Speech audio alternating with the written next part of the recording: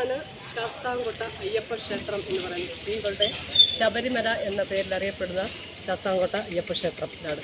ഇത് ക്ഷേത്രത്തിലേക്കുള്ള ഫ്രണ്ട് വാതിലാണ്, ആർച്ചാണ്. അപ്പം ഇതിലേക്ക് അങ്ങോട്ട് കടന്നു പോകുമ്പോൾ അവിടെയാണ് കാണുന്നത് ശാസ്താംകോട്ട ക്ഷേത്രം. അയ്യപ്പ ക്ഷേത്രത്തിൻ്റെ ഗ്രൗണ്ടാണ് ഈ കാണുന്നത്. ശാസ്താംകോട്ട ഹയർ സെക്കൻഡറി സ്കൂളാണ്. പിന്നെ അങ്ങോട്ട് കാണുന്നതാണ് ശാസ്താംകോട്ട ക്ഷേത്രം. ഈ ക്ഷേത്രം എന്ന് പറയുന്നത് സ്ത്രീകളുടെ ശബരിമല എന്ന പേരിലാണ്. പുതിയ വീഡിയോയിലേക്ക് എല്ലാവർക്കും സ്വാഗതം. ഞങ്ങളിപ്പം എത്തിയിരിക്കുന്നത് ശാസ്താംകോട്ട ശുദ്ധജല തടാക കായൽ വാരത്താണ്. നിങ്ങളെല്ലാം പുതിയൊരു വീഡിയോയിലേക്ക് സ്വാഗതം ചെയ്യുകയാണ്. എല്ലാവരും വീഡിയോ ഫുള്ളായിട്ട് കാണുക. ഹായ് ഫ്രണ്ട്സ്, പുതിയ വീഡിയോയിലേക്ക് എല്ലാവർക്കും സ്വാഗതം. ഇന്ന് നമ്മൾ പോകുന്നത് വർഷങ്ങൾക്ക് മുൻപ് കേട്ടറിഞ്ഞിട്ടുള്ള ഒരു നിഗൂഢമായ, ചുരുളഴിയാത്ത, ആർക്കും കണ്ടുപിടിക്കാൻ കഴിഞ്ഞിട്ടില്ലാത്ത, ഇതുവരെ ആർക്കും മനസ്സിലാക്കാൻ കഴിയാത്ത ഒരു നിഗൂഢമായ ചരിത്രത്തിലേക്കാണ്. അപ്പോൾ ഞാൻ വന്ന് നിൽക്കുന്നത് ശാസ്താംകോട്ട ശുദ്ധജല തടാകത്തിൻ്റെ തീരത്താണ്.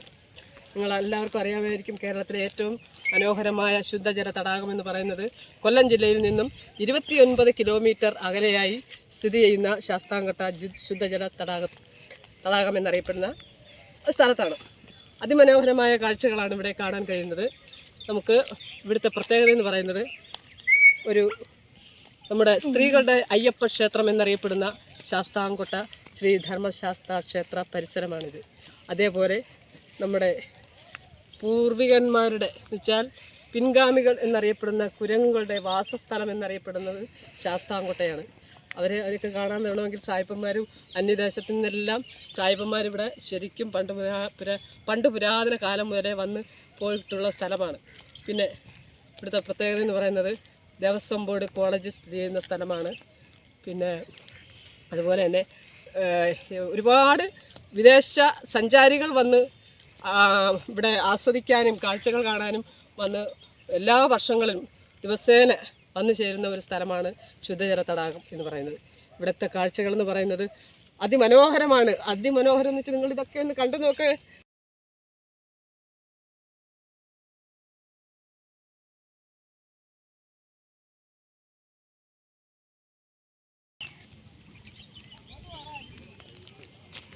അങ്ങനെ നമ്മുടെ ഈ ശാസ്താംകോട്ട ഈ പ്രദേശത്ത് പല കുടുംബങ്ങളും എന്ന് വെച്ചാൽ സായിപ്പന്മാരുടെ കുടുംബങ്ങൾ പലരും വന്ന് താമസിച്ചിട്ടുണ്ട്. അങ്ങനെ ഇരിക്കെ ഒരു സായിപ്പും കുടുംബവും അവർ കുറേ കാലങ്ങൾ അവർ താമസിച്ചതിൻ്റെ ഫലമായി അവരുടെ ഒരു നല്ല ഓർമ്മയ്ക്കായിട്ട് ശാസ്താംകോട്ട ശുദ്ധജല തടാകത്തിൻ്റെ പരിസരത്ത് വന്ന് അവർ താമസിച്ചതിൻ്റെ നല്ല ഒരു ഓർമ്മയ്ക്കായിട്ട് അവരവിടെ ഒരു നിധി ഇവിടെ സൂക്ഷിച്ചിട്ടുണ്ട് എന്ന് പറഞ്ഞു കേട്ടിട്ടുണ്ട്. അതെന്താണെന്ന് ഇതുവരെ ആരും കണ്ടുപിടിച്ചിട്ടില്ല.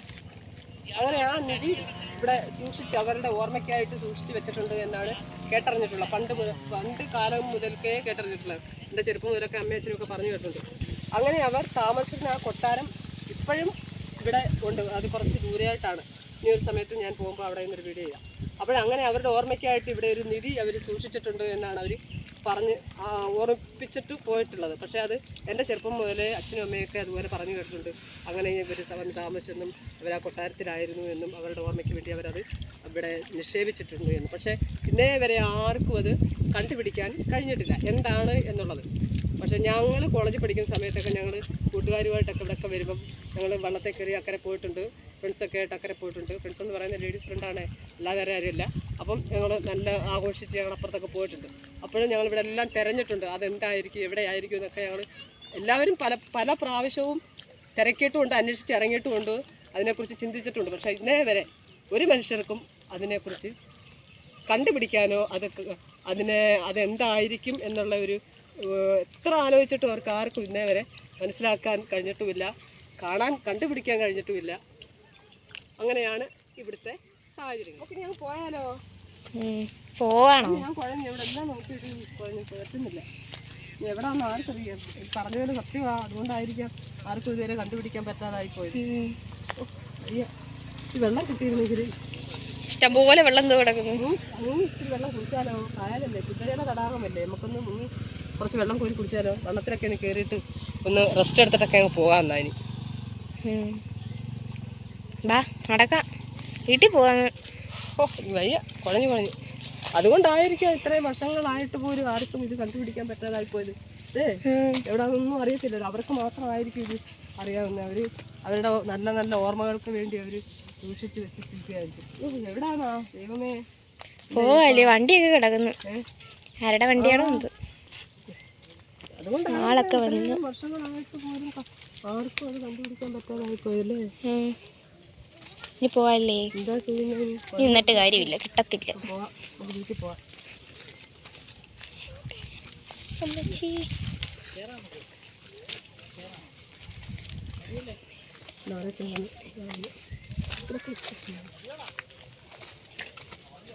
ആളൊക്കെ കേറി വരുന്നു. ഇറങ്ങിയാലോ?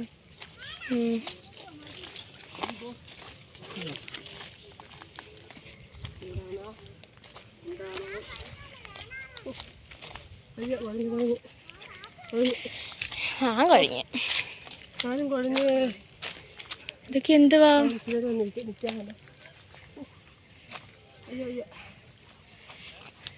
മതിയായി, പോയാലോ? കുറച്ചുകൂടി അങ്ങോട്ട് നടന്നാലോ? അങ്ങോട്ടല്ലേ പോണ്ട, അങ്ങോട്ട് നോക്കിയില്ലല്ലോ. ഇനി അറ്റം മാത്രമേ നമ്മൾ നോക്കിയുള്ളൂ. നോക്കാം. അമ്മച്ചി സമാധാനമായി. നീ ഈ പരിപാടിക്ക് ഞാൻ കാണത്തില്ല. ഫ്രണ്ടിലൂടെ നമുക്ക് നോക്കാം, കുറച്ചുകൂടി അങ്ങോട്ടേ. നമ്മൾ അങ്ങ് വരെയല്ലേ പോയി നോക്കിയുള്ളൂ. എവിടെ ആയിരിക്കും? ചിലപ്പോ അറിയാൻ പറ്റത്തില്ല. നമ്മള് പെട്ടെന്ന് കൊട്ടാരം അങ്ങാ കൊറേ പോണം വിചാരിക്കും. ഇതുപോലെ ഇതായിട്ട് ചിലപ്പോ നൈസായിട്ടുള്ള സ്ഥലത്തൊക്കെ ആയിരിക്കും, ചിലപ്പോ അറിയാൻ പറ്റത്തില്ല. നോക്കാം. അല്ലേ? നൈസായിട്ടുള്ള ഇവിടൊക്കെ നമ്മള് കുഴിച്ചതാ, ശ്രദ്ധിക്കത്തില്ലല്ലോ. അല്ലെങ്കിൽ അവിടൊക്കെ അങ്ങനെ കൊണ്ട് വെക്കുമെന്നുള്ള ഇതായിരിക്കും. ആ ഒരു മൈൻഡിൽ അവർ അങ്ങനെയൊക്കെ ഉള്ളിടത്തൊക്കെ വെച്ച് കഴിഞ്ഞാൽ എന്തോ അങ്ങോട്ട് കയറി നോക്കിയേ. അങ്ങനെ പ്ലാൻ ഇട്ടാ കാണാം. ഇതായതാണോ? അങ്ങോട്ട് കയറി നോക്കി. നമുക്ക് അങ്ങോട്ടൊക്കെ കയറി നോക്കിയാലോ? നോക്ക്, കേറ്, പതുക്കെ കയറണേ. കുഴഞ്ഞു. ഞാൻ വരണോ? വെറുതെ ആണോ നമ്മള് എവിടൊക്കെ കയറി പോവാ ഭഗവാനെ.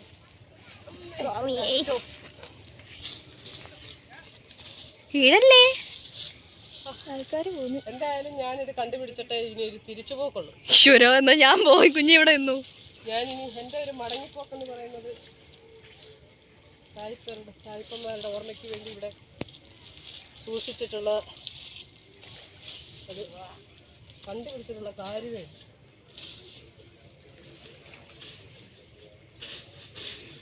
ഓ, പതുക്കെ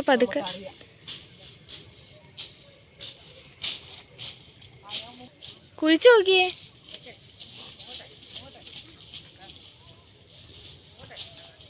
ഇവിടെ എന്തോ ഒന്ന് ഒരു തെളിച്ചം കാണുന്നുണ്ട് കേട്ടോ. ഒരു ചുവപ്പ് കേട്ടോ. ഉണ്ടോ? ആ, ഇതൊരു തെളിച്ചം കാണുന്നുണ്ടേ. ഇവിടെ ഒരു സാധനം കാണുന്നുണ്ട് കേട്ടോ. പറ്റിക്കാന്നോ? അല്ല കേട്ടോ. വാച്ച് ഊരിയല്ലോ. ഒരു ചുവപ്പ് കളർ കാണുന്നു കേട്ടോ. കുടിക്കണല്ലോ. നല്ലൊരു ഇത് കാണുന്നു കേട്ടോ. പട്ട് വല്ലതാണോ? പട്ട് പോലെ തോന്നുന്നു. ഈ പേടിയാവുന്നു. നോക്കണോ ഒന്നൂടെ? എന്തായാലും വന്നില്ല, എന്തോ നോക്കാം. എന്തായാലും തുണിഞ്ഞിറങ്ങി ഞാനിതൊന്ന് നോക്കട്ടെ.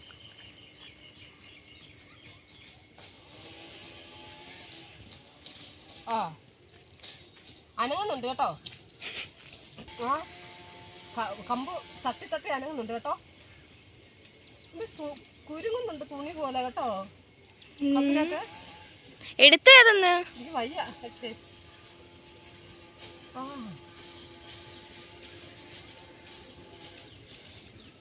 വയ്യ, കുഴഞ്ഞു. എന്തായാലും ഇത് പൊക്കിയിട്ടുള്ള കാര്യമുണ്ട്. എന്തുവാണ് നമുക്കറിയണമല്ലോ.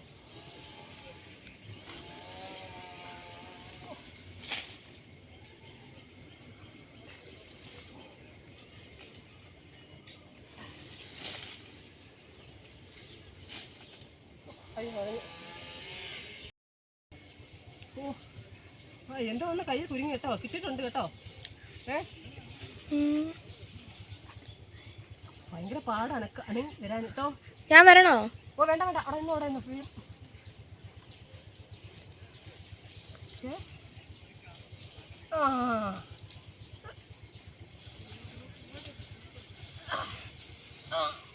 ആ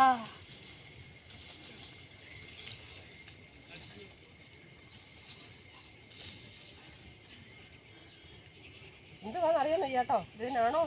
ബാ എന്തായാലും നമുക്കിത് നോക്കാം എന്താണെന്നറിയാം അല്ലേ. ഈ കൈ കുഴഞ്ഞത്.